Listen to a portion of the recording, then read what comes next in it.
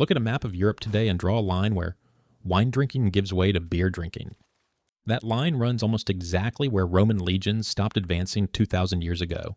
It cuts through the Rhine near Cologne, arcs across the Alps, curves down toward the Danube, and stops at the same latitudes, where the empire's northern frontier once stood in stone and timber. This is not a coincidence. It is the ghost of an ancient decision, about which a civilization would build itself around, and that decision quietly shaped which kingdoms would grow rich, which religions would take root, and which cities would become centers of trade 1,000 years later. The story of beer versus wine is not really about taste. It is a story about geography, agriculture, taxation, faith, and empire, all fermenting together into what we drink today. Beer came first. Long before wine existed as an organized industry, the people of ancient Mesopotamia were fermenting barley into a thick, nutritious, slightly sour drink that they consumed at every meal and treated as sacred. In the Sumerian city of Uruk, more than 5,000 years ago, beer was so central to daily existence that it had its own goddess, Ninkasi, whose hymn preserved on clay tablets contained the practical recipe for brewing, verse by verse. Workers received their wages in it. Temples stored it in enormous jars sealed with clay, and legal contracts were sealed over its exchange. It was food, medicine, currency, and religion at the same time, and the entire administrative machinery of the world's first cities ran on grain that could be turned into loaves or turned into liquid. In that moment, humanity discovered that agriculture was not just a way to eat. It was a way to store wealth in a drinkable form. In Egypt, the same logic scaled up spectacularly. The workers who built the pyramids at Giza were paid partly in beer, roughly 4 to 5 liters per day per man, which sounds like an outrageous amount until you understand that Egyptian beer was closer to a nutritious porridge than to a modern lager, providing calories, protein, and clean liquid in a country where standing water carried disease. Beer was not a luxury. It was the fuel that moved stone blocks, weighing 2.5 tons across the desert plateau. Without it, the pyramids do not exist. The entire economic system of the pharaohs depended on the ability to convert Nile grain into a portable, storable, drinkable form of wealth. And the state ran vast breweries just to keep the labor force moving. Bakeries and breweries stood side by side in workshops uncovered near the pyramids run by the same overseers, feeding the same men who dragged blocks up the ramps under the sun. Even in the afterlife, the dead were provisioned with jars of beer for the long journey ahead because a civilization that runs on a drink cannot imagine a heaven without it. Wine developed on a different geographic logic entirely. The grapevine flourished in the warm, dry lands around the Mediterranean, in Anatolia, in the Levant, in Greece, and along the coasts, where limestone soil and long sun favored it, but it refused to grow in the colder, wetter zones where barley thrived. This split created 2 different economies from the start. Beer could be brewed anywhere grain was harvested, using equipment as simple as a clay pot and a fire. Wine required specific terrain, patient cultivation, and years of investment before a vine produced anything worth drinking, which meant it was expensive from the beginning, restricted to those who could afford land, and traded as a luxury good across vast distances long before the Roman Republic even existed. In ancient Greece, wine became so tied to civilization itself that the Greeks looked down on beer drinkers as barbarians, a prejudice that would echo across the Mediterranean for centuries. When Rome rose, it inherited the wine culture of the Greeks and turned it into an instrument of empire. Wherever the legions conquered, they planted vineyards. Wine was not just something Romans drank. It was the visible mark of civilization itself, the boundary between the citizen and the barbarian, and Rome used its export deliberately as a tool of cultural conquest. Amphorae, stamped with the seals of Italian estates, traveled up the Rhone, across Gaul, into Britain, and along the Danube, and archaeological digs across Europe still turn them up in massive quantities, sometimes in ancient shipwrecks, holding thousands of jars at once. In many frontier regions, the tribes who wanted to trade with Rome first had to acquire a taste for wine, and once they did, they were halfway to becoming Roman themselves. A vineyard in Roman thinking was not just farmland. It was a diplomatic instrument. When a Gallic chieftain accepted an amphora of Falernian, he was accepting more than a drink. He was accepting the future in which his children would speak Latin and pray to Roman gods. But there was a limit. Somewhere between the Rhine and the Danube, the climate turned against the vine. The growing season was too short, the summers too cool, the frost too aggressive.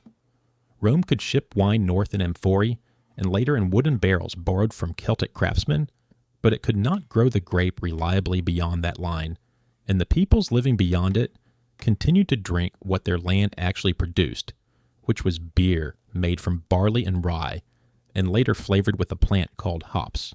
The northern frontier of Roman wine cultivation became, without anyone planning it, a cultural border that would outlast the empire by 1,500 years. When Rome collapsed in the west, the vineyards south of that line remained, tended now by monks instead of Roman planters. North of it, the breweries did the same work under different roofs. The Christian church then made the divide even sharper. Wine was central to the sacrament of the Eucharist, and because the church needed a reliable supply of it wherever Mass was celebrated, monasteries across the former Roman world became the great preservers of viticulture through the chaos of the early Middle Ages. In Burgundy, in the Rhineland fringes, in Tuscany, monks cataloged the best soils, refined the fermentation, and turned the growing of wine into a sophisticated science whose vocabulary of terroir we still use today. But in the north, where the vine simply would not cooperate, monasteries turned their skills to a different mission. They perfected beer instead, and it was in the abbeys of Bavaria, Belgium, and northern France that hopped beer, capable of surviving long journeys without spoiling, was fully developed and standardized for the first time. Trappist and Cistercian breweries in the Low Countries and the Rhineland became famous for beers so strong and so well kept that they were considered nutritional supplements during Lenten fasts, when solid food was restricted but liquid bread was allowed. That single technical breakthrough changed history. Before hops, beer soured within days and could not be shipped or stored beyond the town where it was brewed. With hops, it became a durable commodity that could be brewed in one city and sold hundreds of miles away without going bad. In the 12th and 13th centuries, the northern European ports of Hamburg, Bremen, and Lübeck began exporting hopped beer across the Baltic and the North Sea in enormous barrels. And the Hanseatic League, the merchant network that dominated trade in northern Europe for 300 years, was partly built on the wealth this trade generated. Hamburg alone had over 1,000 breweries at its peak, most of them operating for export rather than local consumption. Beer was not just a beverage. It was an industry that funded the rise of an entire mercantile civilization along the northern coasts. Ships were designed with holds sized specifically for beer barrels. Warehouses along the docks in Lübeck and Rostock were dedicated entirely to the trade, and when you looked at a Hanseatic port, you were looking at a beer economy. Meanwhile, in the wine belt of the south, a different economic engine was running. Vineyards were owned by nobles, by bishops, by the great abbeys, and the revenue from wine-funded cathedrals, courts, and armies. The great banking families of northern Italy operated in cities where wine wealth had been accumulating for centuries. Papal Avignon, in the 14th century, ran on the taxes of surrounding vineyards to such an extent that a specific wine, Châteauneuf-du-Pape, still carries the memory of the popes who lived there. The economic logic was the same on both sides of the divide. Whichever drink your land produced became your tax base, your export, your political leverage, and the drink you paid your workers in when the coin ran short. But the drinks pointed in opposite directions politically. Then came the Reformation, and the fault line burst wide open. When Martin Luther nailed his theses to the door in Wittenberg in 1517, he did it in the heart of beer country. And Luther himself was a famously enthusiastic drinker of the local brew. When the Reformation swept across northern Germany, the Netherlands, England, and Scandinavia, it followed almost exactly the beer belt of Europe. When the Counter-Reformation held the South, it held the wine belt. This was not a coincidence engineered by drink alone, of course, but the alignment was so precise that observers have long noted the pattern with something close to astonishment. Wine was the sacramental fluid of Rome and the papacy, Beer was the everyday drink of the burghers, merchants, and city councils who bankrolled the reformers and defended them from imperial armies. The political consequences were enormous. Protestant princes broke with Rome and seized the vast wealth of monasteries and church lands, much of which had been generated by wine or by beer taxes over the previous centuries. The beer excise in cities like Amsterdam, Hamburg, and London became one of the most important sources of government revenue for hundreds of years. It funded fleets, it paid soldiers, and it built the docks that would launch the ships of the Dutch East India Company and the British Royal Navy across the oceans.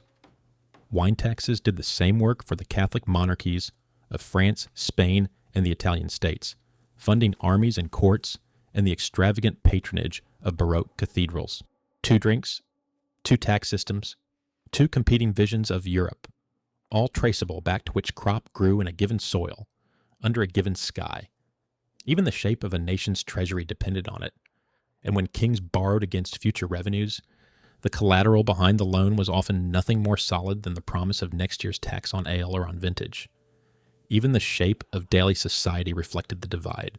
In beer-drinking regions, the tavern and later the public house became the center of civic life, a space where guildsmen, merchants, and eventually political radicals gathered to argue about trade, religion, and government. The rise of coffee houses in London in the 17th century, which changed the way business and politics were conducted, happened in a city already organized around drinking establishments funded by beer excise. In wine-drinking regions, the pattern was different. Meals were longer, wine was consumed at the table rather than in dedicated public houses, and the social culture built itself around cuisine and family rather than around the alehouse as a political forum. Different drinks produced different rooms, and different rooms produced different revolutions. Colonial ambitions followed the same split. When the Dutch, English, and Germans crossed the Atlantic, they brought beer with them, and the first commercial building the Pilgrims constructed in Plymouth was reportedly a brew house.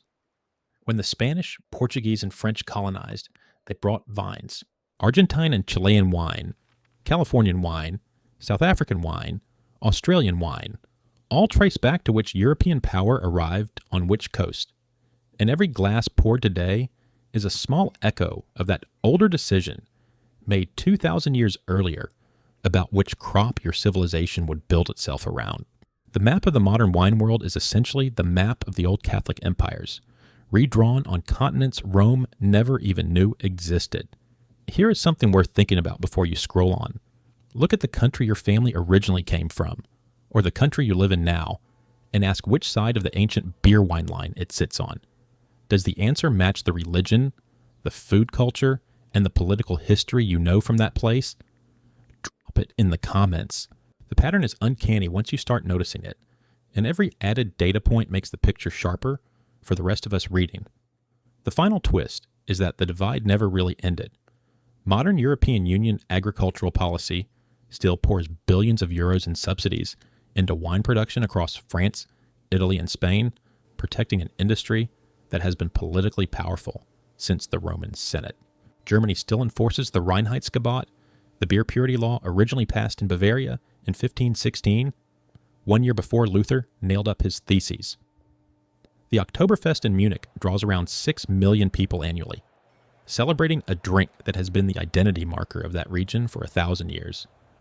In France, an entire administrative geography of appellations protects the terroir logic, first developed by medieval monks in Burgundy. Two ancient economies still running, still politically muscular, still dividing the continent along a line drawn by climate and confirmed by history. Even the alcohol laws of modern countries still show the pattern. Nations shaped by beer treat drinking as public and casual, while nations shaped by wine treat it as culinary and domestic. The old logic has not moved. So the next time you walk into a bar and choose between a glass of wine and a pint of beer, understand that you are not just picking a flavor. You are selecting the surviving descendant of one of two civilizational strategies that split Europe apart 2,000 years ago, funded different empires, sanctified different churches, filled different treasuries, and shaped different ways of living together. The Roman legionary who set down his amphora at the edge of the barley country, the Sumerian brewer measuring out grain to workers who would build the first cities, the Bavarian monk perfecting the hopped beer that would fuel the Hanseatic ports, the Cistercian mapping the soils of Burgundy so precisely that his choices still define wine today, all of them are in that glass with you. History is not something that ended. It is something you drink. If uncovering the hidden machinery of civilizations is the kind of thing you want more of, subscribe, so the next story like this finds you when it lands. There is more of this pattern waiting under the surface of everything we drink, eat, and celebrate. And if you know someone who thinks history is just a list of kings and battles, send this to them and watch their picture of the past reshape itself over a single glass.